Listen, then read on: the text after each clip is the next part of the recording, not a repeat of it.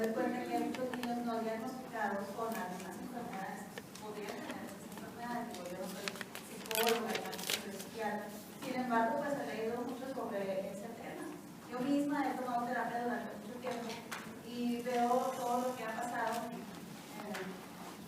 respecto a esto.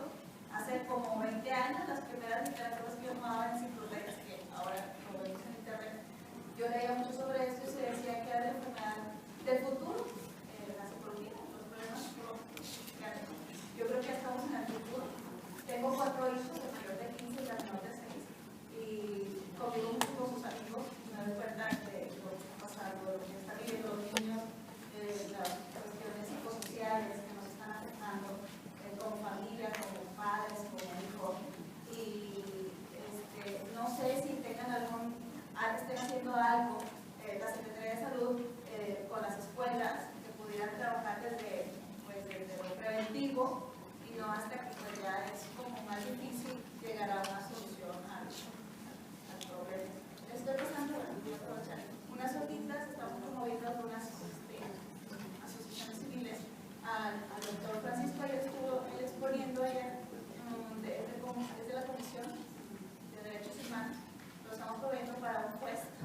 Entonces, porque nos está ayudando mucho algunas asociaciones y para mí ahí les invito a que les pase y mi humilde participación en esto es que voy a las escuelas, hablo con los chicos, porque estoy sumamente preocupada por todo lo que está pasando y los niños que están muy descuidados, pero tampoco tenemos resulta que lo que está sucediendo es que están descuidados por la situación económica y social que estamos viviendo. Sí, bueno, ahorita cuando mencionaba yo de la importancia que tiene en generar cambios culturales respecto al comportamiento, me refería precisamente a eso. El comportamiento de los padecimientos ha variado mucho a lo largo del tiempo. Durante muchas décadas, las enfermedades físicas eran las que principalmente aquejaban a los grupos de población, pero en la medida que mejoran las medidas sanitarias, en la medida que la gente puede controlar mejor la salud física, pues afloran los padecimientos mentales, ¿verdad? y psicosociales. Además, ciudades como la nuestra, que se van desarrollando, que van creciendo, van siendo más personas, ya somos más de 5 millones de habitantes, donde los retos son mucho más intensos, donde las exigencias, la competencia, yo digo que ahora me admiro de que veo algunos sobrinos, nietos, que les andan haciendo exámenes de admisión para entrar es el examen de admisión, ¿no? O bien para pasar de un nivel a otro les hacen examen de evaluación y quién sabe cuántas cosas más. Entonces, como que la competencia se ha hecho bastante muy difícil, y somos una sociedad muy compleja, ¿verdad? Pero también la sociedad nos da las herramientas para enfrentar. Lo que sucede es que probablemente dentro de muchos grupos sociales no se promueve el hecho de que son personas que tienen el derecho a aspirar a lo mejor que cualquier cosa. Y se les da la idea de que por ser pobres en realidad tienen que ser pobres. Nosotros estamos conscientes de que una gran cantidad de problemas se generan precisamente por la crianza en salud buena, y la Secretaría de Salud sí tiene muchos programas que se trabajan directamente en las escuelas. Por ejemplo, hay uno que se llama Salud para Aprender, donde se abarcan todas las escuelas, absolutamente. Son programas bastante activos, muy operativos, ¿verdad? Se trabaja en conjunto con la gente de la Secretaría. En breve de ediciones, nosotros trabajamos mucho con las escuelas secundarias, varios hacen tamizajes, grandes grupos de población, 45 o 50 mil jóvenes cada año, en donde se detectan conductas de riesgo y luego se les invita a esos papás que salen positivos a que vayan a los centros de tratamiento, centros de primera ediciones, a que reciban algún tipo de orientación o tratamiento, ¿verdad? Sí es cierto, a lo mejor una sola institución no podemos, ¿verdad? Pero a través del Consejo yo le propondría que se acercara a lo que es el Consejo Estatal contra las Adicciones. Ahí trabajan más de 70 instituciones y hacen un trabajo muy parecido al que ustedes realizan. Ahí está representado todo el sector gobierno, el sector judicial, las universidades, los grupos sociales, organizaciones sociales, etcétera, y aportan una gran cantidad de trabajo. El año pasado se llevó mensajes preventivos a más de 1 millón de personas en el Estado, no salud, el esfuerzo de todo el Consejo de la Selección. Entonces, repito, a lo mejor la parte que nos falta es ser gestores de esto, ser gestores de cambio social para que la gente respete los derechos de los demás. Y hacer un trabajo integral, porque parece que todos estamos separados. Generalmente, el llegar a la integralidad es un camino costoso y es un proceso, y ahí vamos, ¿verdad? Porque digamos que hace 10 años, 15 años no teníamos esto, lo que tenemos ahorita, pero crecemos, somos un grupo social bastante fuerte. Yo pienso que ya no hay manera de detener esta bola, ¿verdad? Y cada vez es más consciente la sociedad de la importancia que tiene la salud mental. Nada más que como que de pronto el trabajo diario nos gana y no somos así muy reflexivos todos. Entonces hay que invitarnos a todos a que seamos reflexivos, lo suficientemente participativos. Las preguntas que tengan, por favor, se les pueden hacer llegar al doctor a través de las papeletas. Vamos a entregar el reconocimiento, lo voy a pedir al presidente del Colegio de Psiquiatría y Psicofarmacología de Nuevo León, el doctor Mario Cáceres Vargas, que tenga que entregar al doctor Juan José Roque un reconocimiento por su destacada participación esta mañana.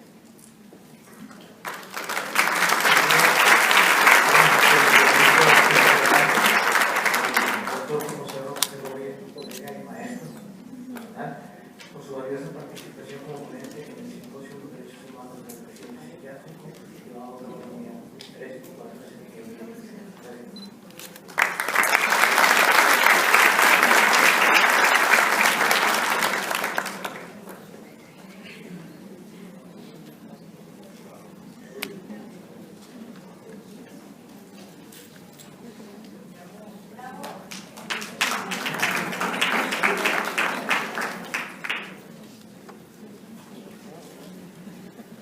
Bien, vamos a continuar con el siguiente punto de la agenda. Bueno, pues vamos a ver precisamente el panel bioética en la salud mental. Lo va a coordinar el doctor Ricardo Chapa Vázquez, quien es médico cirujano y partero con especialidad en psiquiatría, certificado y recertificado por el Consejo Mexicano de Psiquiatría, tiene maestría en bioética por el Colegio de Bioética en Nuevo León, es miembro fundador del Colegio de Psiquiatría y Psicofarmacología, pertenece a la Asociación también de Psiquiatría del Noreste y la Asociación Psiquiátrica Mexicana. Tiene una amplia trayectoria en diferentes centros psiquiátricos de rehabilitación social en Nuevo León, la clínica de neuropsiquiatría Nuestra Señora de Mercedes en Linares, la unidad de rehabilitación psiquiátrica de los servicios de salud de Nuevo León, que es donde actualmente se desempeña como jefe de enseñanza e investigación, y en el área de consulta externa y también de hospitalización. Es profesor de medicina en diferentes universidades, tanto la de Monterrey, la de Monterrey y el posgrado del Tecnológico de Monterrey. Bueno, pues vamos a dar la bienvenida al doctor Ricardo Chapa Vázquez para que coordine y lleve a cabo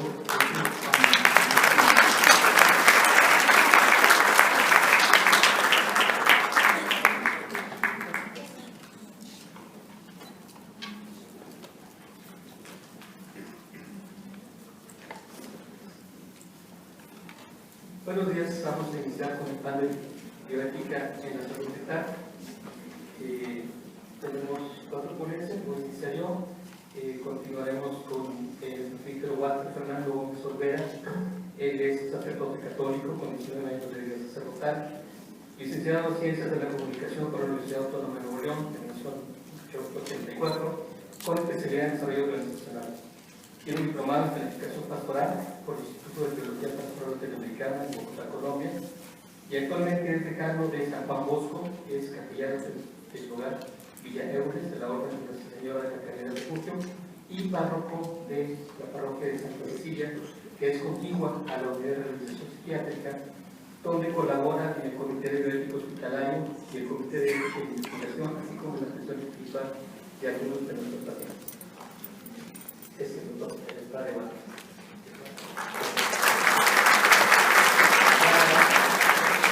Después continuaremos con el licenciada Teresa Rodolfo Vázquez, ella es licenciada en Psicología Clínica por la Universidad Autónoma de Nuevo León, con maestría en Humanidades por la Universidad de Monterrey, y actualmente cursa el doctorado en Bioética en el Instituto de Investigaciones en Bioética.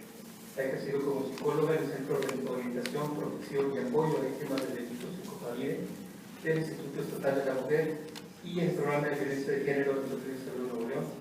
Actualmente coordina investigación y es secretaria del Comité Hospitalario de Bioética y vocal del Comité de Ética y Investigación de la Universidad de la Revolución Psiquiátrica. Finalmente, vamos a escuchar a la doctora Nadia Márquez Córdoba, que es médica cirujana con especialidad en cirugía pediátrica, certificada y recertificada por los consejos nacionales de cirugía pediátrica y de pediatría. Tiene adiestramiento especializado en laparoscopia básica y avanzada y en cirugía de tórax. Tiene una maestría en bioética, tiene especialidad en maestría en psicoterapia breve sistémica, es practicante de programación neurolingüística y diplomados en hipnosis clínica ericksoniana y logoterapia.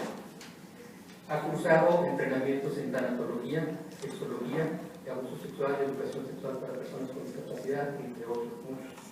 Ha sido expositora en numerosos cursos de reuniones científicas y también tiene una amplia actividad societaria, miembro activo del International Pediatric Surgery Group del Colegio Mexicano de Cirugía Pediátrica, donde participó en la Comisión de Servicio Social, de la Sociedad de Cirugía Pediátrica del Noreste, donde ha sido tesorera, vicepresidenta y presidenta del Colegio de Pediatría de Nuevo León, donde ha sido parte del Consejo Consultivo, profesora y tesorera, miembro del Colegio Médico Cirujano de Nuevo León, vocal por el Noreste de la Asociación Nacional de Cirugía Pediátrica, el Colegio de Cirugía Pediátrica de Nuevo León, ha sido miembro del Consejo Consultivo, del Comité de Servicio a la Comunidad, en fin, muy extenso.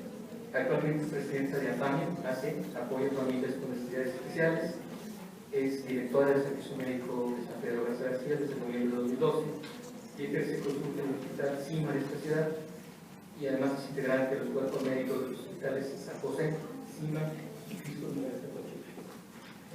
Bueno, voy a empezar con el primer tema, que es pretende ser un panorama de la salud mental.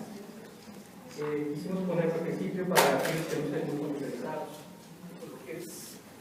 con lo que es la bioética, de la manera de una pequeña introducción, ¿verdad? La ética siempre ha existido, prácticamente desde la cultura y ética. Todas las profesiones, todas las formas de ser humano, pues deberían tener sus códigos éticos, ¿no? Los profesores, los abogados, los policías, todos debemos tener sus códigos éticos. La medicina no es excepción. Posiblemente la herencia más antigua sea el Código de Hammurabi, donde algunas de sus leyes ya regulaban la práctica de la medicina. ¿Sí? Probablemente Hipocrático tiene también, en el caso de Hammurabi, son 20 siglos antes de Cristo. Probablemente Hipocrático 5 siglos antes de Cristo, donde ya es todo un pecado de cómo se debe comportar el médico. El primer tratado formal de ética médica es del siglo V después de Cristo, entre los godos de Europa. Y también la cultura islámica ha hecho aportaciones muy interesantes en esa época, a partir del siglo IX, más o menos, incluso a veces hasta más avanzada que Europa. A finales del siglo XVIII, Philippe Pinel, médico de Napoleón, empieza a establecer lo que él llama el tratamiento moral, es decir, tratar con dignidad a los pacientes en los asilos, en los viejos asilos. Les quita las cadenas, les procura mejor higiene, mejor alimentación, acceso a actividades áreas abiertas, en fin, y eso lo llama el tratamiento moral. Eso creo que es el primer precedente importante de este salud mental. Nada menos que Florence Nightingale, que todos sabemos que sistematizó la enfermería en el siglo XIX británica, entre sus enseñanzas incluía muchos aspectos de la ética, de la práctica, de cómo debían comportarse las enfermeras. ¿Sí?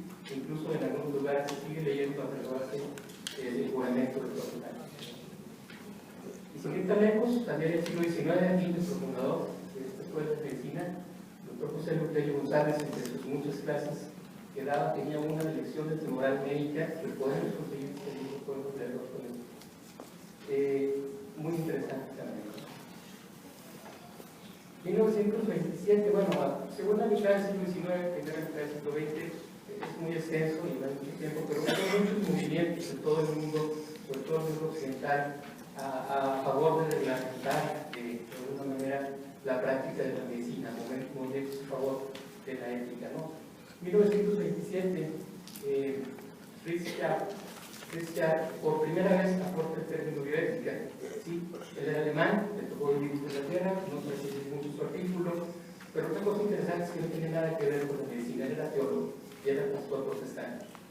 Fritz Schaap se preocupaba por el avance de la ciencia y la disparidad con el avance de la ética, como que se sentía que estaba quedando rezagado. Entonces, esa fue su aportación por ese término. Muchos años después, ya en el 71, Barnes Potter aporta este libro, Bioética, una fuente hacia el futuro, que de alguna manera recoge inquietudes que venían saliendo de años atrás en el mismo sentido que manifestaba ayer, es decir, el posible rezago de la ética ante los avances, hasta las nuevas situaciones. Y ahí es donde se difunde realmente la bioética y empieza a florecer y a tener mucha discusión, ¿no? El doctor Potter.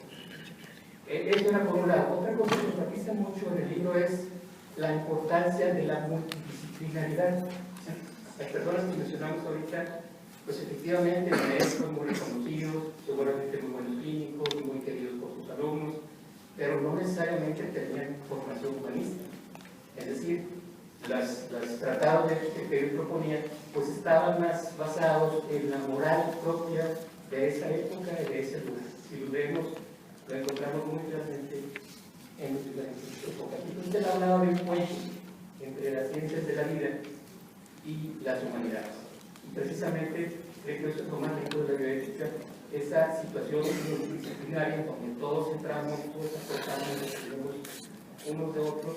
Y es muy agradable ver pues, a una enfermera, a un odontólogo, a un psicólogo, a un ginecólogo, hablando ya con sustento antropológico, con sustento filosófico, no nada más decir eso está bien, eso está mal, porque yo digo, así que se llama. Esa es la verdadera aporte. Y ahora sí, ¿de qué vamos? Uy, infinidad de temas posibles, ¿no? Muchísimas cosas que podríamos estar hablando. Prácticamente lo mismo que en cualquier especialidad médica, si pudiéramos poner énfasis en dos o tres cositas como vulnerabilidad, desinstitucionalización. Hay muchas posibilidades, pero bueno, es poco y me voy a quedar en dos temas muy íntimamente relacionados y el motivo es que últimamente se han manejado mucho en redes sociales, en la prensa, en fin, y son el diagnóstico y el tratamiento farmacológico, muy de la mano de los dos. ¿Cuál es el gran problema con el diagnóstico en psiquiatría? Que con muy pocas excepciones no tenemos un sustento anatómico, de laboratorio, de estudios confiables que lo respalden. ¿Sí? Diagnosticamos síndromes, ¿sí? y de ahí que mucha gente se haya cuestionado si esos diagnósticos son válidos, si son confiables, incluso si existen. ¿Sí? Y esa es la gran situación que ha propiciado todo este movimiento que digo, últimamente ha jugado mucha fuerza. Se habla mucho de la psiquiatrización de la vida cotidiana, lo que se pasó mucho. Bien. Bueno, pero en fin, ¿qué tal si ese diagnóstico, además de no tener un sustento de ciencia dura detrás de él, sirve para definir situaciones como una custodia? Algo que no puedes comprobar va a determinar si una persona puede ejercer o no la patria potestad de un menor, o si puede o no acceder a una herencia, o si puede ser simplemente incompetente para enfrentarse por sí mismo, o si debe ser sujeto a un proceso penal, o se puede excluir ese proceso por su condición. Entonces, ese tipo de situaciones son muy delicadas y ha cuestionado mucho la calidad y la validez de los farmacólogos. Incluso en alguna época se ha usado como método de control social. Sí, los tiempos de la Unión Soviética, cuando prestaba a los disidentes, los nombraban enfermos mentales y los recluían, y con eso los neutralizaban. Entonces, ¿de qué se acusa? Pues de que estamos prácticamente todos, si nos vemos bien, tenemos algún trastorno mental. ¿Sí? Eso es lo que están viendo estas personas. Y en alguna medida yo creo que hay que ver qué tiene esto de válido. Efectivamente tenemos que ser muy cuidadosos y estar vigilando que no pase esto. No se trata de ponernos a descalificar a las personas disidentes, pero tampoco de darles toda la razón, simplemente de aquilatar lo que pueda ser valioso. Pero esa es la actitud de los últimos años, ¿sí? Casi como si fuera palabra de Israel. Manual Diagnóstico y Estadístico. Y otro problema frecuente es que las personas que han hecho diagnósticos pues, con frecuencia no tienen la formación, se hacen diagnósticos por un lado que leyeron por ahí, lo platicaron, y así no es. Tiene que ser alguien que de veras bien formado. Y muy a la mano esto por los medicamentos, ¿verdad? Los medicamentos, de cómo la industria farmacéutica está haciendo pues, negocios con nosotros, está promoviendo que se den nuevos diagnósticos para ellos, dar más dinero. También esto creo que hay que pilotarlo, hay que darle su medida, ¿sí? Hay que ver en qué medida el medicamento es razonablemente seguro, en qué medida definitivamente hay otras maneras para hacerlo. ¿Qué podemos hacer para combatir esta situación? ¿Cuál es el diagnóstico de tratamientos inadecuados? Pues lo primero, la formación de nuestros psiquiatras, de veras transmitir ese modelo biopsicosocial. Los que tenemos esa responsabilidad de la enseñanza, tenemos que tener muy claro que todos los tres factores son importantes. A ver si el padre va a considerar el aspecto espiritual, que también es muy importante. Lo importante es no solamente de considerarlos como si fueran separados, sino de integrarlos. ¿Sí? Por ahí hay un escritor que dice que la psicoterapia es una terapia biológica, porque causa cambios cerebrales.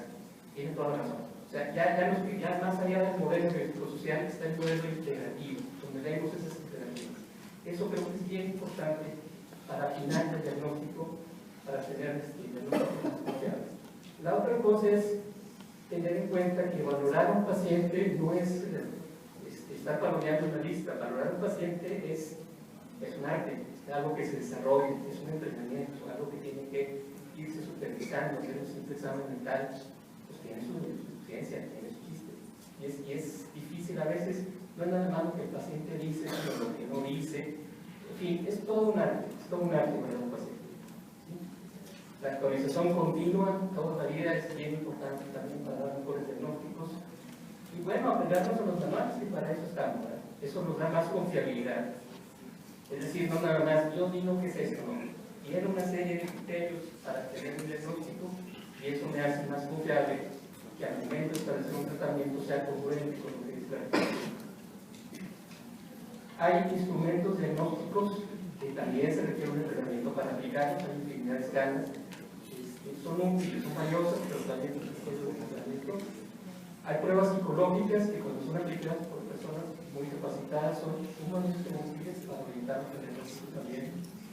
El laboratorio también vale, algunas pruebas de imagen son útiles también.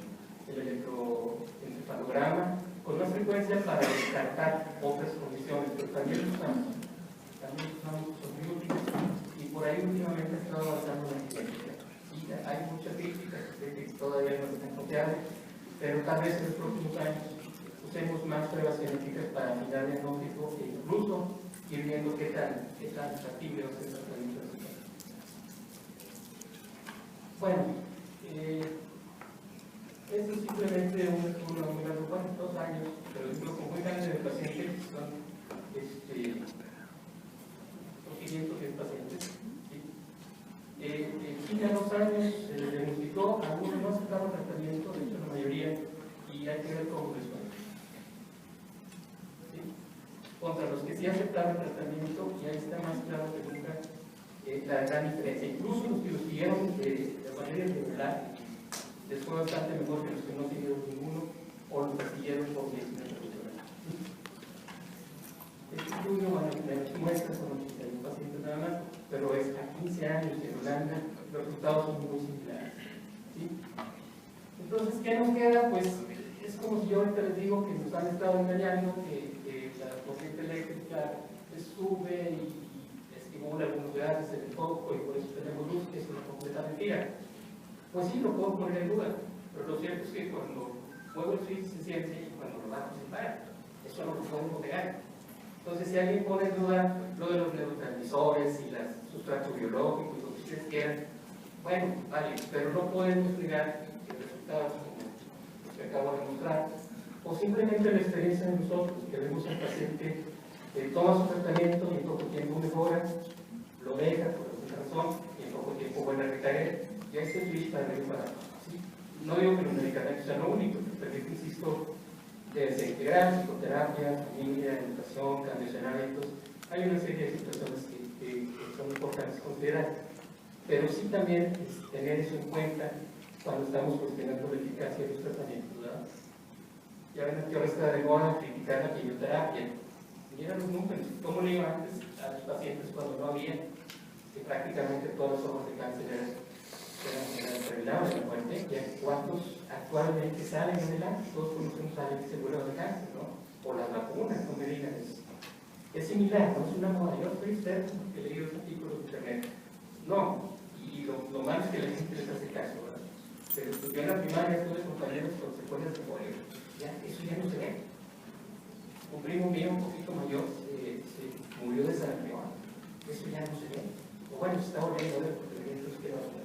Entonces, yo creo que la evidencia, los resultados son nuestro argumento más fuerte, ¿sí?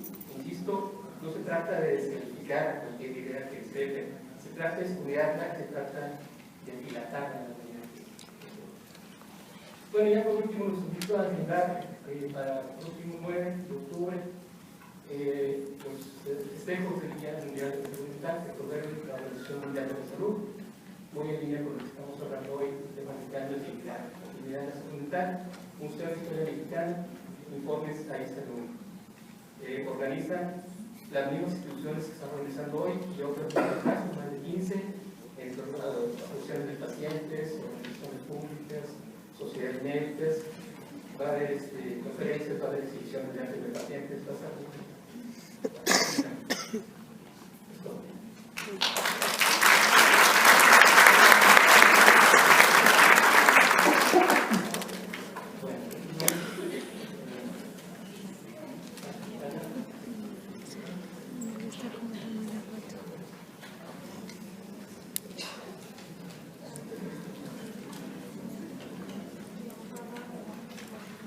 Bueno, muy buenos días a todos. Me da mucho gusto y agradezco esta invitación que me hicieron también. Creo que se facilita el trabajo y el servicio que estamos haciendo ahí en la unidad de rehabilitación, mejor conocido como el hospital psiquiátrico en la Colonia Florida, porque pues, la parroquia está prácticamente pegada al hospital, ¿no? Solo está ahí un Cáritas también muy grande en medio del hospital y de la parroquia, y con mucho gusto damos este servicio. Yo quisiera hacer la aclaración que esta proyección que voy a hacer la hago respetando la religión y los credos que cualquiera de los que estamos aquí presentes profesamos, incluso respetando también la fe y el credo de los pacientes y aún de los psiquiatras, ¿no? O sea, es un trabajo muy específico de la Iglesia Católica, pero más bien aquí yo voy a hablar de la espiritualidad. La espiritualidad, sea la que sea, la que necesitan los pacientes, incluso el pensamiento de los doctores, y por en espiritualidad quiero abarcar todos los credos, pero sí quiero justificar la necesidad y la importancia de que en el tratamiento también se le dé este servicio a los pacientes, ¿verdad? Bueno, pues empiezo leyendo lo que dice, dada la tendencia hoy día de buscar nuevos caminos en la interdisciplinariedad de las ciencias y creencias, no resulta absurdo entonces abrir espacios y campos para integrar la dimensión espiritual y o religiosa en la clínica y específicamente en la psiquiatría.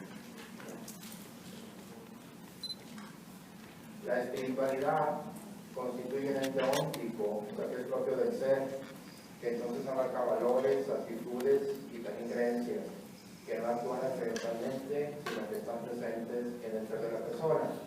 De tal manera que con esto quiero justificar que lo espiritual, como también voy a decir un poquito más adelante, aunque la espiritualidad es un aspecto complejo y difícil de desarrollar, no deja de ser una realidad como personas que somos en nuestro ente óntico, ¿verdad? Pertenece a nosotros y desde el espíritu también influye en los valores, en las actitudes y aún en las creencias de los actos de cada uno del ser humano, ¿no?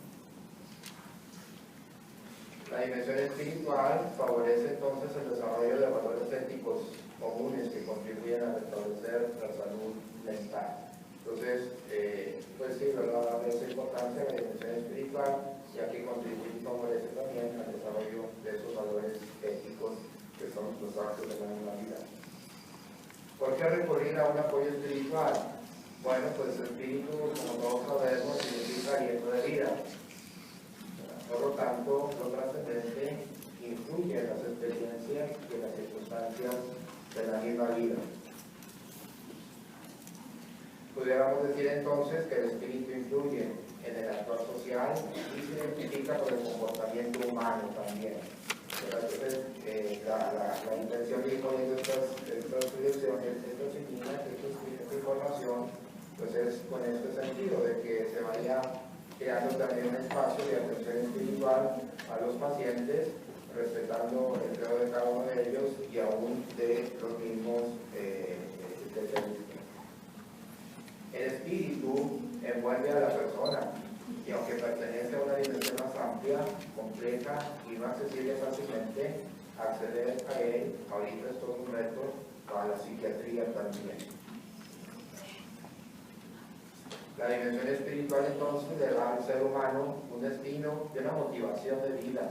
Por lo tanto, esta dimensión, entre muchas otras, desde luego, influye en la felicidad del ser humano. Pero también tengo que decirlo, que una culpa maltratada y no iluminada por una buena espiritualidad podría llevar al paciente a un desequilibrio muy difícil de tratar. Aquí me detengo un poco, porque en la experiencia que he tenido de confesar a algunos pacientes ahí en el hospital psiquiátrico, a pesar de su situación, veo que no pierden esa dimensión de su relación con Dios. Y yo aprovecho también para que, por medio de la fe que ellos profesan, sientan también un perdón, sientan también esa relación con Dios, y creo que de alguna manera influye a la paz y también al restablecimiento de su enfermedad, de tal manera que, aunque esto es muy complejo, como dije en la semana pasada, pero sí descubro que ellos lo que quieren es sanar esa culpa, y no dudo que beneficie mucho en la atención psiquiátrica de la persona. Abrirnos al apoyo de la espiritualidad en la práctica clínica, habría que hacerlo también en la tolerancia y en la diversidad de los tratamientos, para abrirnos a su vez a caminos nuevos en la defensa de la dignidad y del bien del paciente psiquiátrico. Aquí con esto quiero decir que seamos respetuosos, ¿verdad?, de la fe que profesa cada uno de los pacientes. Como ya decía ahorita, el trabajo es muy específico ahí en el hospital, pero también pues puede haber otro tipo de espacios también espirituales de otras religiones, y no precisamente a través de sacerdotes, sino pueden ser personas, laicos, como les llamamos, que de hecho también aquí en la unidad psiquiátrica los hay, las ramas vicentinas, que también, sin ser sacerdotes propiamente, contribuyen a un desarrollo espiritual de los pacientes, y yo creo que eso también beneficia mucho en su salud. Y desde luego también, como digo aquí, en los especialistas, ¿verdad?, tendríamos que entrar a la tolerancia, de tal manera que, convencidos de este servicio espiritual, se le pueda brindar también a los pacientes, independientemente de la fe que puedan profesar los especialistas. Se requiere de una mirada amplia. El terapeuta aprovechará esta dimensión confrontándose muchas veces a sus propias creencias, con tal de acompañar al paciente y poder desarrollar actitudes de alegría, paz, equilibrio y muchas otras, y aprovechar esta dimensión para el desarrollo biopsicosocial, pero también espiritual del paciente. Citando a Harold Kushner en Dar sentido a la vida, el autor refiere que cuando se desea la paz, significa más que la ausencia de luchas, significa integridad, que nada está fuera de lugar, que nada falta y que nada está separado. Paz también es comprendida como un estado interior, un estado de conciencia del ser que se siente bien consigo mismo. En mi paso por el hospital psiquiátrico, atendiendo a pacientes, sobre todo en la profesión, me doy cuenta del gran deseo que tienen de que se les perdone la culpa que han tenido que avanzar desde pequeños, o al menos desde muchos años atrás.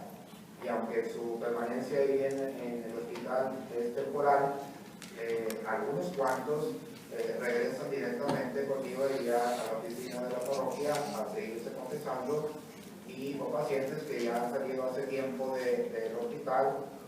Yo noto que se siguen confesando porque como que el paciente psiquiátrico también busca un poco de salud de la confesión, sabiendo que Dios le perdona sus pecados, le perdona sus acciones y sobre todo le da la capacidad de saber perdonar a los que hicieron daño.